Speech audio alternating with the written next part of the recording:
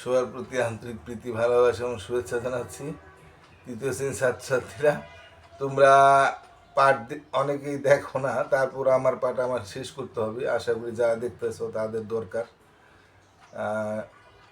কিছু কিছু পাঠ অনেক দেখো, আবার কিছু কিছু পাঠ দেখো না, হয়তো তোমাদের এটি পারো এই জন্য দেখো না। ঠিক আছে, তাহলে আমাদের আজকে 41 পাতার আমাদের শেষ পাঠ। আমাদের এখন 13 আর 14 নম্বর অঙ্কটা 41 পাতার আছে, সেই অঙ্কটা আমরা করে দিতেছি। ঠিক আছে, আমরা বোর্ডের দিকে তাকাই আর আগে একটু বই দেখি, আমরা বইটা একটু পড়ে নিই।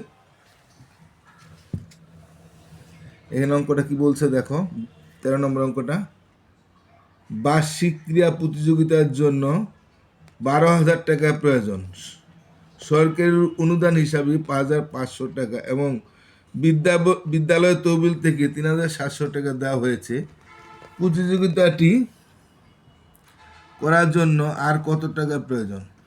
এখন তোমাদের একটা ক্রীড়া প্রতিযোগিতার জন্য 12,000 টাকা প্রয়োজন বলছে। সরকার দিছে হলো 5,500 টাকা আর বিদ্যালয় থেকে দিছে 3,700 টাকা। তাহলে আর কত টাকা লাগবে? হ্যাঁ, আরও কত টাকা তোমার টান পড়তেছে বা আরও কত টাকা প্রয়োজন হবে? তাহলে আমরা এটা সহজে বুঝতে পারি। যদি 12,000 টাকা যদি আমাদের লাগে, সরকার যদি 5,000 টাকা দিত, হ্যাঁ, আর তোমাদের বিদ্যালয় যদি 4,000 টাকা দিত, তাহলে কত টাকা দেওয়া হইতো? 5,000 9,000 টাকা হয়ে যেত।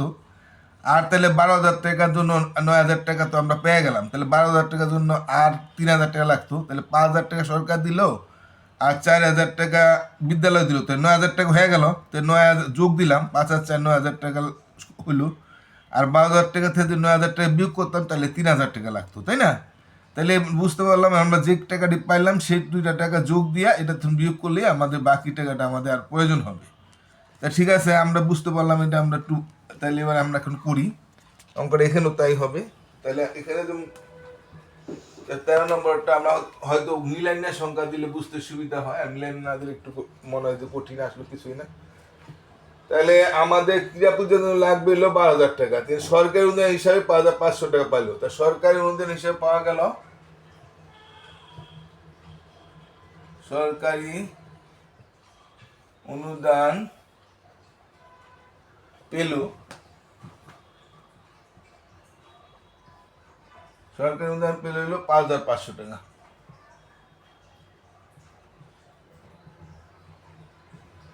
আর বিদ্যালয় থেকে দিল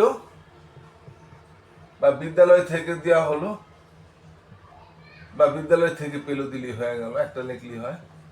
বিদ্যালয় থেকে পেলো 3,700 টাকা। তাহলে মোট হলো কত? সুতরাং মোট হলো, মোট মানে একত্রে, মোট হলো কত হইলো? এটা যোগ করতে আসেন, দিতে পারে না দিলেও 0,0,0,0,0 7 5 বা ধারতে হইলে 5 টাকা 9। এই 9,200 টাকা এখন তার হইল। তা এখন তো লাগবে তো 12,000 টাকা, পাইলাম 9,200 টাকা। তাহলে আরো কয় টাকা লাগবে? তাহলে বাকিটা বিয়োগ করলে পাওয়া যাবে না?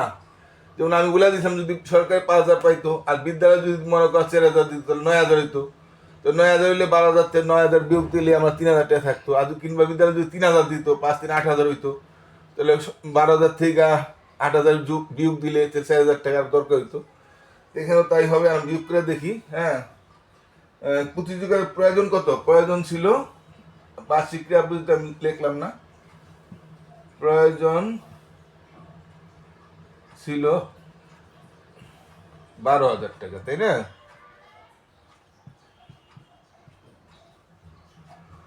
আর মোট হলো কত? মোট পেল বা মোট হইলো, এক কথা, মোট পেল হইলো বা মোট হলো, মোট পেল বা সরি, এটা হইলো 4 সংখ্যা, এটা 5 সংখ্যা। তাহলে 12 সঙ্গে আমার ভাগ রাখতে হবে।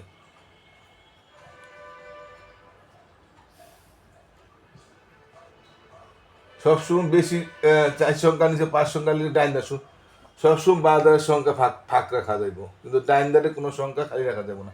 তাহলে আর প্রয়োজন, আর প্রয়োজন বা আরো প্রয়োজন, একই কথা। আরো প্রয়োজন হলে কোনটা? 0,0,0,0,0 2 হইলো 8 হইলে, 8 হইলে 1, 10 আছে 12 3 হইলে এই 3,800 টাকা লাগবে এখন আরো, তাই না? উত্তর আর লাগবে 800 টাকা। আশা করি বুঝতে পারছো। তার দরকার হইলো 12,000 টাকা। সরকার থেকে যা পয়সা আর স্কুল থেকে যা দিচ্ছে তাতে 9,200 টাকা হয়েছে। তাহলে 12,000 টাকা লাগবে, আরো বিয়োগ করলে বোঝা যায় যে আর কয় টাকা লাগবে। ঠিক আছে, এটা তোমরা বুঝতে পারছো। আমি এরপর আরেকটা অঙ্ক করবো। তাহলে আমি 2টা অঙ্ক করে তোমাদের করে দিতেছি। এটা দিলে আমাদের 41 পাতার অঙ্ক সব শেষ হয়ে যায়। এবার আমার 14 নম্বরটা দেখি। 14 নম্বর অঙ্কটা কি বলছে আমি একটু তাহলে বইটা দেখে নিই, তোমাদের একটু পড়ায় দিয়ে, নাহলে তো বুঝতে পারবো না কোনো কোটা। এখানে বলছে রতন 85,000 টাকা, 5টা সংখ্যা হইলে আমরা জানি 2 করে 1000 হয়। তো 85,000 টাকা নিয়ে একটি মোটরসাইকেল কিনলেন। মোটরসাইকেলটি রেজিস্ট্রেশন বাবদ 2500 টাকা ও মেরামত বাবদ 1200 টাকা খরচ হলো। এখন সে যদি মোটরসাইকেলটি 98,000 টাকা বিক্রি করে তাহলে তার কত টাকা লাভ হবে? তা এখন ওই কিনছিল 50,000 টাকা দিয়ে, আর আর রেজিস্ট্রেশনে খরচ করছে আরও 2500 টাকা, তাহলে এটাও তার কি হবে? খরচের মধ্যে পড়বে। হ্যাঁ, আবার 12,000 রেজিস্ট্রেশন বাবদ 2500 টাকা, মেরামত বাবদ 12,000 টাকা খরচ করলো, বা তাহলে 3টা মিলিয়ে খরচ হবে। এখন সেই যদি মোটরসাইকেলটি 98,000 টাকা বিক্রি করে তাহলে তার কত লাভ হবে? তাহলে আগে আমার যে খরচটা হইলো সেটা যোগ দেই, তারপরে আমার যত টাকা বিক্রি করছে খরচটা বিয়োগ করলে আমার লাভটা পাওয়া যাবে। যেমন তোমাদের একটু সোজা করে বুঝাই দিই। মনে করো তুমি 10,000 টাকাতে একটা মোটরসাইকেল কিনছে রতন, তাহলে মোটরসাইকেল রেজিস্ট্রেশন খরচ করছে মনে করো আরও 2,000 টাকা, তাহলে 12,000 টাকা। মেরামতের জন্য মনে করো আরও 1,000 টাকা খরচ করছে, 13,000 টাকা।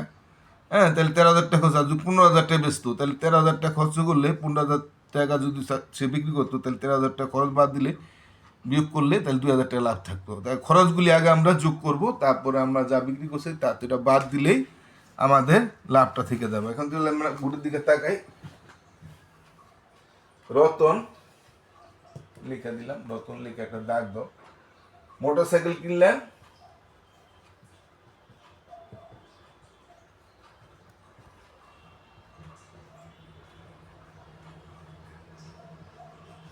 মোটরসাইকেল কিনলেন কত টাকা দিয়া? মোটরসাইকেল কিনছে 85,000 টাকা দিয়া। 1 2 3 0 হবে এত টাকায়। আর রেজিস্ট্রেশন খরচ করলো কত?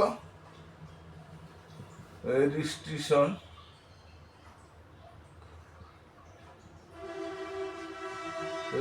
খরচ করলো 2,500 টাকা। তাহলে এটা 4টা সংখ্যা এখানে আসবে। আর মেরামত খরচ করলো, মেরামতে খরচ করলো আরো 1,200 টাকা, মানে 1,200 টাকা। তাহলে মোট খরচ করলো হতো সুতরাং মোট খরচ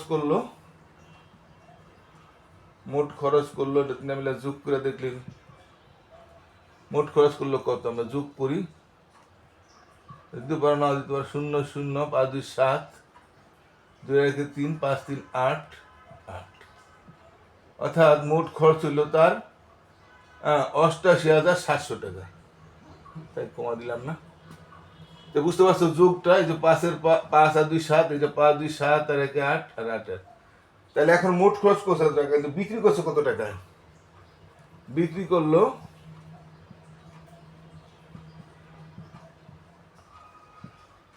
হলো 98,000 টাকা। 98 দিয়া 3টা 0, আর মোট খরচ করলো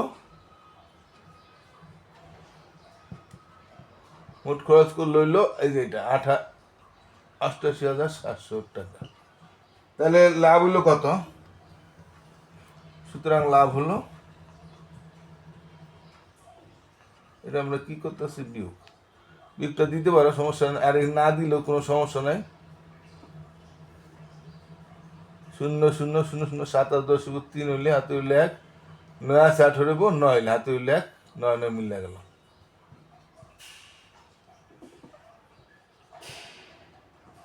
তাহলে এই যে 9,300 টাকা তার লাভ হইব। তার মোট যে খরচটা করছে, হ্যাঁ, তাই খরচটা যে টাকা বিক্রি করছে খরচটা বাদ দিলেই বাদ বাকিটা তো তার লাভ থাকবো। আমি এটা ছোট সংখ্যাটা বুঝিয়ে দিচ্ছি, আশা করি বুঝতে পারছো। উত্তর 9,300 টাকা, তারপর তার লাভ হয়েছে। ঠিক আছে, আশা করি বুঝতে পারছো। তো যাদের দরকার তারা অবশ্যই পাঠ দেখবা, আশা করি। আর যারা পারো তারাও যদি দেখো তাহলে তোমাদের কিন্তু আরটু দক্ষ হইতে পারো। আশা করি সবাই দেখবা। তো সবাই ভালো থাকো, টাটা।